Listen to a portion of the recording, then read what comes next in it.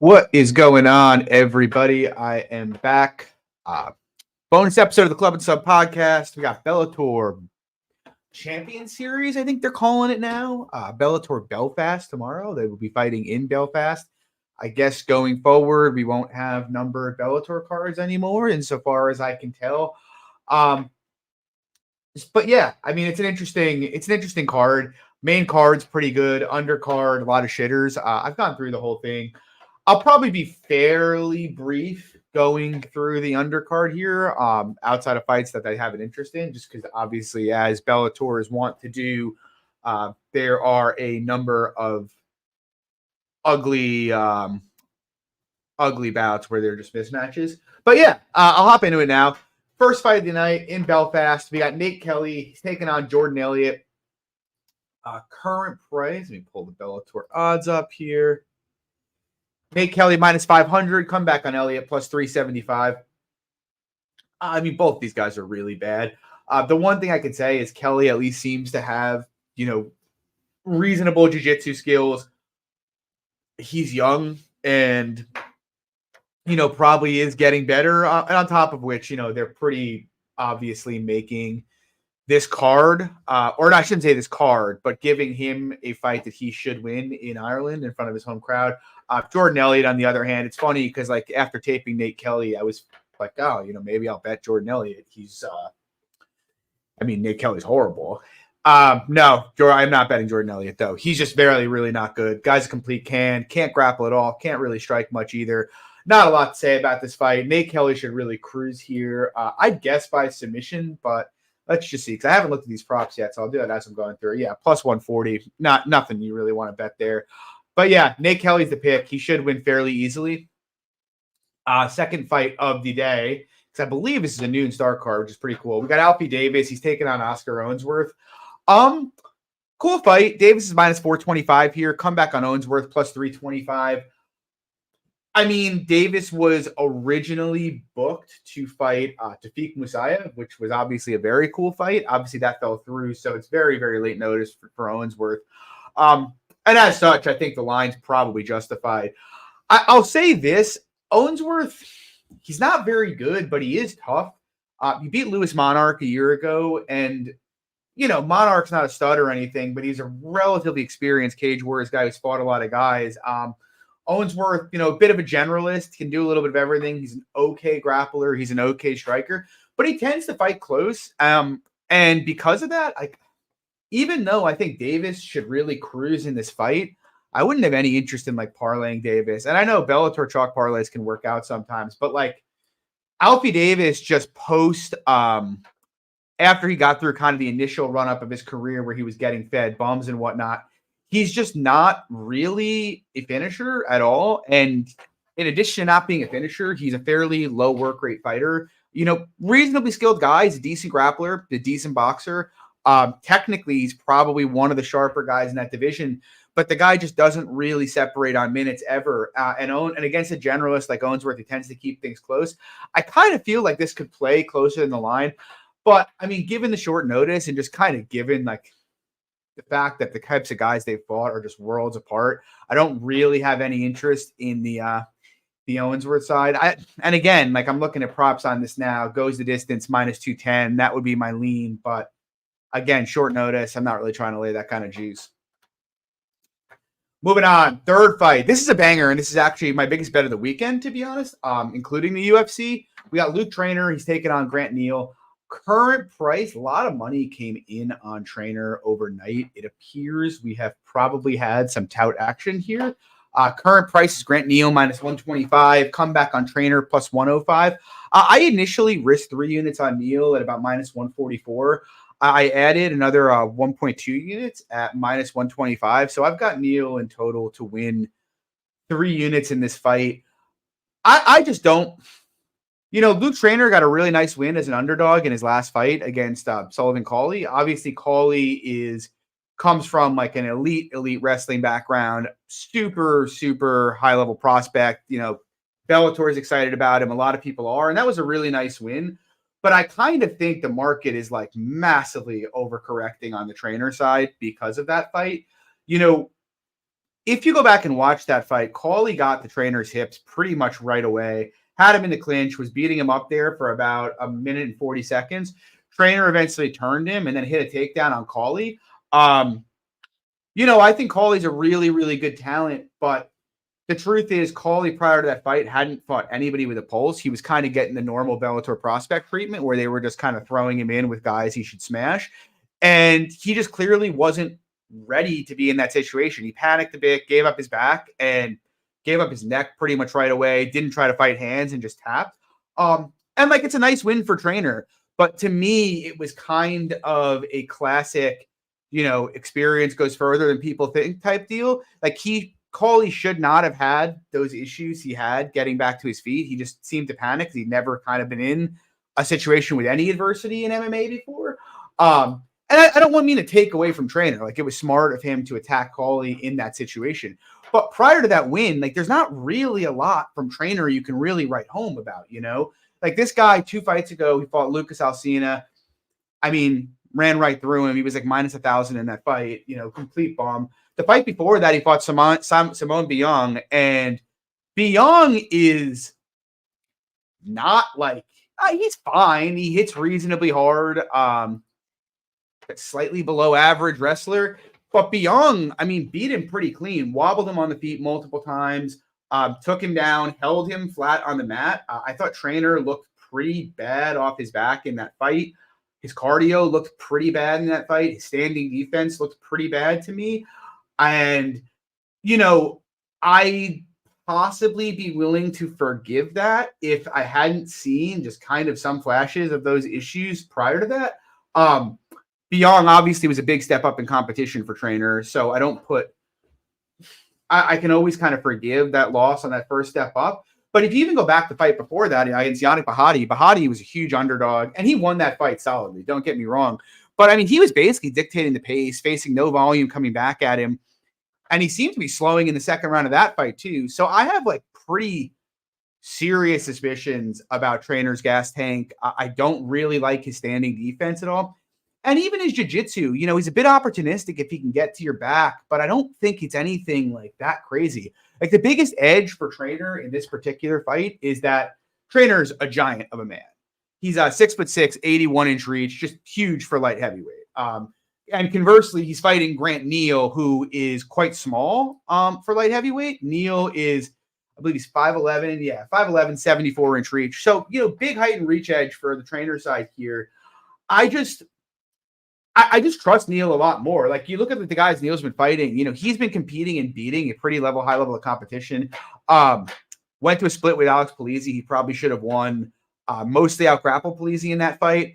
Christian Edwards, same deal. Beat Carl Albrechtsen, same deal. Romero Cotton, former national champion, D2 national champion, same deal. He's just fighting a much higher level of competition. And to me, this fight, unless Trainer can keep this at range, I think it's going to mostly come down to wrestling and grappling and cardio. And in terms of the range, I don't even think Trainer necessarily has a huge standing edge, but obviously that's kind of where his height reach should benefit him the most in this fight. So I think he'll have success there. But in the grappling, I just favor Neal quite a bit. I just don't, Polizzi got to Neal's back once, and I suppose Trainer can do that as well here. Shouldn't even say I suppose. He can certainly do that as well here. Maybe take his back in a scramble. I just think it's going to be tough for Trainer, though. Neal's takedown defense is elite. And I'd be kind of surprised if Trainer's getting takedowns here. But even if he does, Neal's get-ups are pretty good. And on the other side, I don't really think Trainer has very good takedown defense himself. He's looked very bad to me when he's flat on back. So, I just think Neal is going to be able to get takedowns pretty easy here. I think he's got a better gas tank than Trainer does. I think even standing, he can compete or hurt Trainer on the feet. So I understand why the market, is a bit higher on Trainer in this fight than they were last fight, because he's obviously coming off a huge win. But his skill set to me is still quite incomplete, and he seems pretty noodly to me. I feel like Neal should be about minus 200 in this spot. Obviously, the market's not agreeing with that sentiment, but Neal's out grappling good grapplers. He's beating good fighters. The best thing Luke Trainer can say is he tapped Sullivan Cawley in his first real test in Bellator. Give me Neal here. I think he's going to win. Next fight, Abraham Babley taking on Isaiah Pinson. kind of a low-level heavyweight shit show here. Babley's minus 200, come back on Pinson plus 160. I was kind of tempted to bet Babley just because, heavyweights that wrestle are a dime a dozen, but Babley just doesn't have terribly much diversity to his game at all. It's really just kind of jab, kick, and wrestle. And his wrestling is not that good, in my opinion. He's a pretty limited wrestler, I think. So it's kind of dicey. Pinson on the other side, I think Pinson's probably a bit of a better striker. But again, both these guys only have 3 fights. I just don't know what Pinson is. I'm inclined to think Babley's a much better wrestler here, and certainly a better minute winner. And I think he's probably got a bit better cardio than Pinson does as well. But even taking that all together, Pinson, he's not Carl Williams, who's going to be wrestling on the UFC on Saturday. He's not as good a wrestler as that. He's not a guy like Curtis Blades. He's just kind of to me, he seems like a bit undersized, but overweight heavyweight. And so I lean that route. And I think, he's got a big process edge that should get him this win. But I kind of think he's the kind of guy that when he really goes up against somebody who's a really good athlete, he might just get brick walled pretty hard. And so minus 200, it's not really tempting enough for me to really want to get involved there. Moving on, I'm going to say about 2 words on this. We got Nathan Kelly versus Vikas Ruhil. It's another Ireland against England here. Ruhil, terrible, pretty bad everywhere. The current price has Nathan Kelly chalked up to minus 1,000, come back on Ruhil plus 700. All the totals are a mess here. It's like minus 290 to the under. I guess if you want to take a poke on the over here at decent dog money, go for it. But I just, again, I feel like they're just it's like one of those fights, like a young Irish fighter with decent finishing instincts. They're just kind of giving him a guy to perform on. And so I don't really have any interest in this fight any way, shape, or form. Kelly should win however he wants. I would guess by submission, but yeah, I mean, he's minus 700 inside the distance. It's hard to really be passionate. Moving on, last fight of the prelims here. We have Sierra and Clarke. He's 8-0. He's taking on Darius Mafi, who's 4-1. I was kind of interested in this before I taped it just because I really think Kieran Clarke is a very, very, very flawed fighter and a guy who is very likely to get exposed in due course. He's big and he's a decent grappler, but I don't think he's the kind of grappler that's really going to be going out there and significantly out grappling like good fighters. As a striker, I don't like his striking at all. Obviously, he's got some power, but not a ton. He's very wooden on the feet. He's very hittable. But for whatever reason, it's another one of these prospects Bellator seems to be fairly high on. They keep feeding him. They keep putting him on these European cards and just feeding him cans to eat. And I was hoping Mafi would be a bit different than that. But diving into the tape on him, I just, the guy's beaten nobody. He's literally only fought guys that are below 500 or have 0 fights. Taping him, I just don't see anything that he's particularly talented at. Grappling edge for Clarke should be gigantic here. He should be a bit bigger. He should probably even be a better striker. Again, smash match that they're just making. Let's take a look what props are telling us here. Yeah, I mean, over 1.5 is minus 150. And Clarke's not really a super aggro finisher, so that could be something that's interesting. It's just, to me, I mean, if he's actually minus 1,200, I feel like there's not probably much value on that over. And, Mafi, he's so untested that it wouldn't surprise me if Clarke just absolutely shredded him. So, yeah, I mean, again, I'm not really tempted by anything on this fight. But moving to the main card, much more fun here. We've got first fight of the main card, James Gallagher, the Strabanimal. He's taking on Leandro Higo. Very, very closely lined fight here. We have Higo minus 120, come back on Gallagher plus 100. Cool fight. And I taped it pretty deep, and I have a hard time getting a read on it. My instinct is to lean to the Higo side personally, just because I think Gallagher's striking is improving, but it is fairly wooden. He's not the highest output on the feet. He's kind of easy to hit. And I've always just gotten like wilty vibes from Gallagher whenever he's faced adversity. And, he's fighting a guy in Higo who's obviously a lot more experienced than he is. He's got better wins. I think Higo should be the better striker by a decent margin. The real question in this fight is like just what happens when it comes to the grappling. And I was tempted to take a poke on Gallagher because of that, because I really don't think Higo is any good on bottom at all. And Gallagher is obviously a black belt in jiu-jitsu. He's a decent grappler himself. He out-grappled James Gonzalez in his last fight. And so I thought I might bet Gallagher. But like looking at it, I don't think it's going to be super easy for him to get Leandro Higo down in this fight. Even Sabatello kind of struggled with that at points through their fight. And even if he does, you know, Higo's the kind of guy who's kind of always working, even from bottom. I could see him sweeping Gallagher. I could see him working up. To me, it seems like a competitive fight. I do think there is a bit more scope for Gallagher maybe looking like a dominant favorite. But at the same time, that relies on Gallagher continuing to improve and the way he looked in top position against James Gonzalez translating to Leandro Higo. And I'm just not sure you can make that projection. So I'm going to lean Higo at the price, just go with the experience and the more proven vet here. But I think it should be a fun fight. Moving on, we got Tim Wilde. He's taking on Manuel Sousa. I bet Wilde here to win 2 units at -113. Line's actually come in even further since then. Current price, Sousa -118. Come back on Wilde -102. Sousa's kind of he's a weird guy to get a beat on. He's very young. He's 26 years old. I believe his last fight was last year on the PFL Challenger Series. I guess I would classify him as an athlete more than anything else. You know, he likes to grapple and get after the grappling, but he's not bad in top position, but I don't think he's much of a wrestler though. And even in top position, I think he's kind of loose with position and kind of easy to reverse or get out from under. But he is a nasty athlete. He's very explosive, very fast. He seems to hit pretty hard. And he's taking on Tim Wilde. Tim Wilde, he is probably one of my favorite fighters in Bellator. I've bet him in, I think, in his last 3 fights, I want to say. He fought Saul Rogers, Chris Gonzalez, and Mike Hamill and won them all. And Tim Wilde, I feel like because Tim Wilde almost looks like a cartoon character, like this, like Skeletor, like this tall, lanky, like skeleton-looking guy who doesn't really look like much of an athlete. But he's actually quite a good striker. You know, he measures distance very well. Nice jab, good boxing combinations, good kicker. Keeps a very high output, has very, very strong cardio. The biggest issue, I think, for Wilde's game is that if you kind of get the half guard against Wilde, he can be controlled a bit.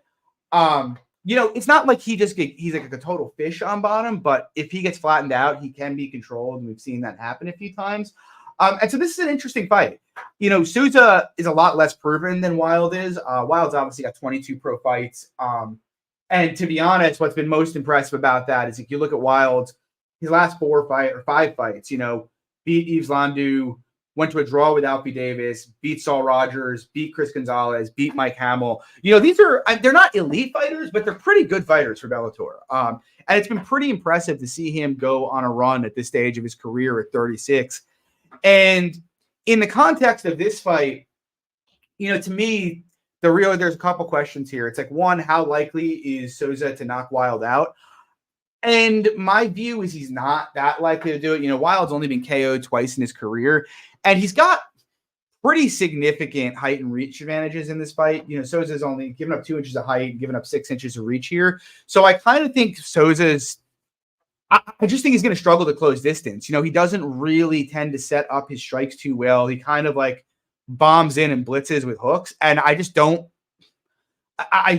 see that giving Wilde too many problems picking that up. You know, I expect Wilde to be able to kind of pick him off. And then it's like, can he have grappling success against Wilde? And I think that's an interesting question, because I do think there is upside for Sousa having grappling success here if he can consolidate takedowns, potentially even subbing Wilde in this fight. I think that is his best path in this fight. But I don't think it's going to be easy. You know, Wilde, he got taken down twice and controlled a bit by Mike Hamill in his last fight. But Mike Hamill was an American college wrestler. He's pretty good at setting up the way he closes distance. Very, very aggressive.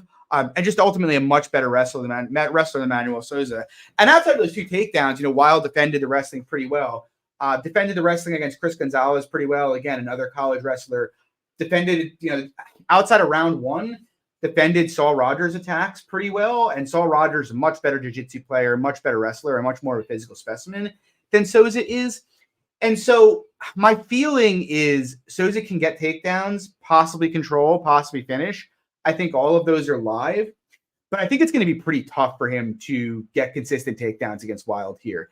And if he can't get consistent takedowns against Wilde, I kind of think he's going to get picked apart. And I also think if he's chasing takedowns all fight, he's likely to gas. I've seen this guy breathing deep late in fights before. He just really hasn't fought a lot of guys that can punish him for it. So, yeah, I mean, ultimately, I lined Wilde like minus 160, 65 range here. I trust his work rate more, trust his experience more. I like the size that he has on Sousa here. And I like fading Sousa taking a step up in competition here. Moving on, we got Fabian Edwards. He's taking on Aaron Jeffrey. Cool fight. Current price, Edwards minus 170. Comeback on Jeffrey plus 140. I bet Edwards at minus 125. I think the current price is fine. I put him at like minus 160, 65. So, I mean, I think this is fine for where the price is here. I guess the way I look at this fight and the reason I lean the Edwards side here, I'm a big fan of Aaron Jeffrey because I think he's kind of a meat and potatoes fighter who gets underrated because he's a meat and potatoes fighter. I bet him big in his last fight against Dalton Rosta plus 185. But I bet him there primarily because Jeffrey tends to do best against wrestlers who don't really have a plan B. Like, he's a very, very good neutralizer. He's very good in the clinch, and he's got very, very good cardio. And so guys who are going to come at him and try to wrestle him, if they can't get to his back, he generally eats those guys up. Good cardio, does good body work out of the clinch. The thing is, when Jeffrey doesn't fight guys like that, I feel like he can just be a bit of a doer of nothing. If you leave him to his own devices, he'll kind of just be happy to just strike on the outside. And with that being the case, I feel like, Fabian Edwards is probably not going to come out and try to grapple Jeffrey. Like, can Jeffrey force the clinch a bit in this fight? Yeah, and I think he can probably have success in those positions. But I'm not sure. Given how hard Mafi struggled to control Edwards in the clinch, I don't think it's going to be very easy for Jeffrey. Now, granted, Mafi's old, and I wouldn't be, would it maybe, Jeffrey, maybe that was an aberration and it was just Mafi aging out in that fight. But I sort of suspect not. And at distance, look, I think Jeffrey is... my biggest issue with Fabian Edwards is the same issue I have with his brother, Leon. And that is that he's very, very low volume and he can be outworked. But if I do think Jeffrey has some similar issues. So ultimately, what I think this will come down to is kind of just who's better technically, who's going to perform better defensively, and who lands better offense. And to me, while I think Jeffrey's got more power and has some scope for hurting Edwards here, I just think Edwards is a far, far cleaner striker. I think he's a much better defender. I think he's got a lot more strike diversity, whereas Jeffrey's mostly going to probably try and box with him for the most part. And on top of that, Edwards kind of shown that, like, he's not super elite, but he's near the top of the division, whereas Jeffrey, to me, he still just seems like the same neutralizer he's always been. So I think Edwards, like, slight to moderate favorite, makes sense in this spot. But moving on to the co-main event of the evening. Cool fight. Patricio Pitbull. He's taking on Jeremy Kennedy. Interesting line here. Kennedy's actually a favorite. He's currently minus 115. The comeback on Pitbull, minus 105. I'm very torn on this fight because when it got booked, my thinking was that, like, Kennedy was going to be at plus 200, and I'd be happy to bet him at plus 200 because I am generally a Jeremy Kennedy fan. The guy, he gets a lot of takedowns. He fights at a high pace. He's just the kind of guy that I really like to back, a proactive grappler with great cardio. Those guys, they are the most fun to bet.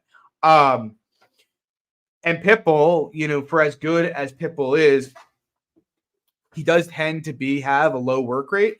And it's always something that I felt could be exposed by the right guys. And, we've even seen it exposed at times.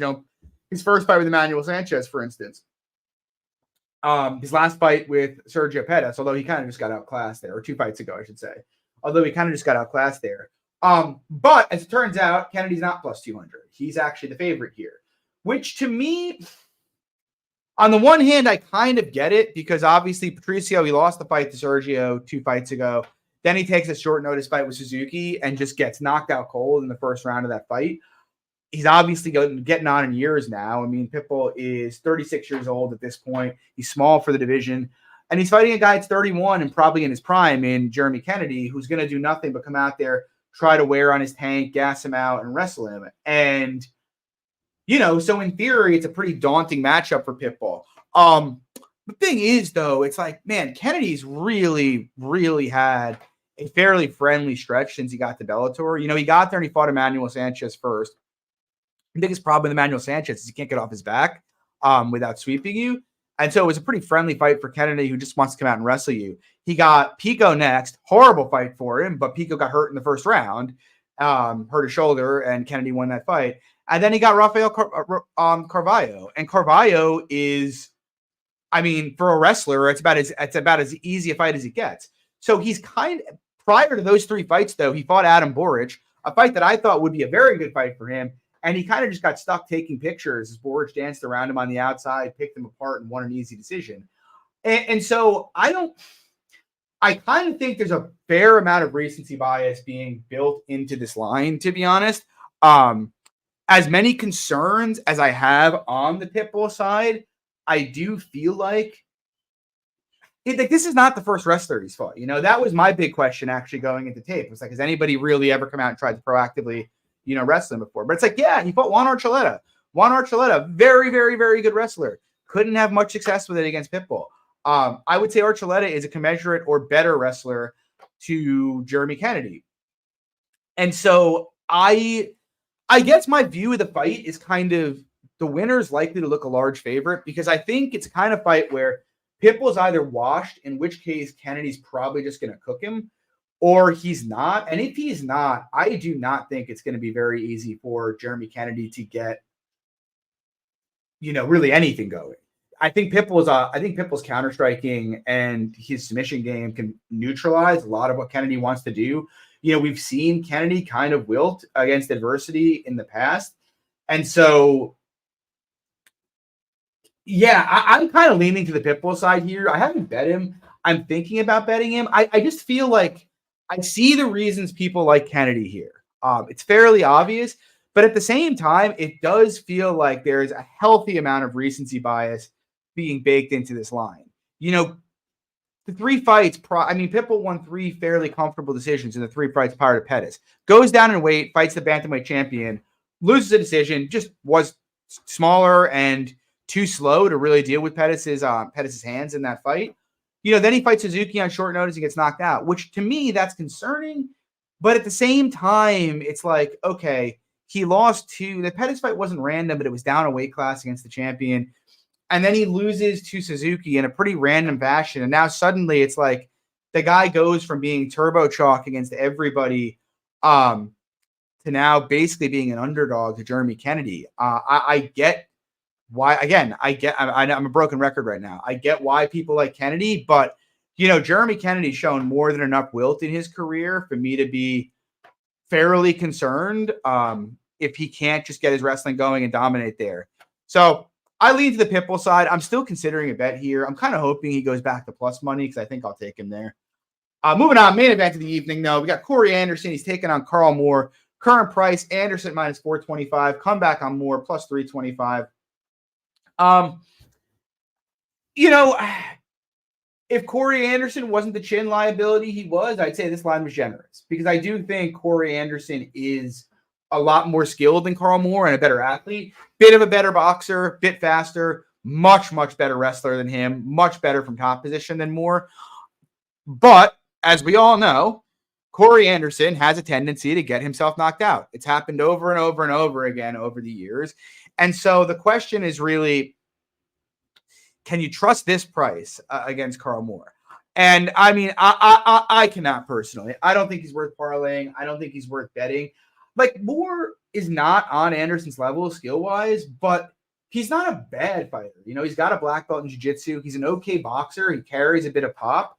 And those traits alone probably are enough for me to not, or I shouldn't say probably, they are enough for me to not be interested in Anderson here. But But I do think Anderson's the obvious side. I mean, he's the obvious pick to win this fight. He's the better fighter. He's obviously got a much higher pedigree. And he's, I'll be happy for him if he wins and gets a title after the Nemkov shit that went on. But you can't bet Corey Anderson with the chin liability that he has at this price. What I do think is kind of interesting is the under 2.5 is plus 150. I know Anderson has somewhat of a career of going over, but the dude's been showing more pop in Bellator. I don't know why that is. He also throws pretty vicious ground and pound, and Moore himself is, a finisher by nature. Carl Moore, well, he's gotten a decision a fair amount of times, I suppose, but we've seen the guy get finished by strikes a few times. We've seen him sub. We've seen him lately get more finishes than not. I just kind of feel like if Anderson's spending significant time on top, he's probably cooking him and landing a ton of ground and pound. And if not, they're probably swinging and there's a decent chance someone dies. So I'm kind of looking to the under here. But ultimately, I lean Corey Anderson. He should win this fight. No bet on a money line, though. That's going to do it. It's an interesting card. I think it goes live at noon or 12:30 tomorrow. A nice little Friday afternoon MMA card for us. But with that said, that's going to do it for me here, guys. I'm going to try to do these for each Bellator show. We have the first PFL in a couple weeks. I'm going to try to do one for that as well. 2 weeks from now, just going to try to up the content game here in 2024. Hope everybody enjoyed the show. Please drop a like, subscribe.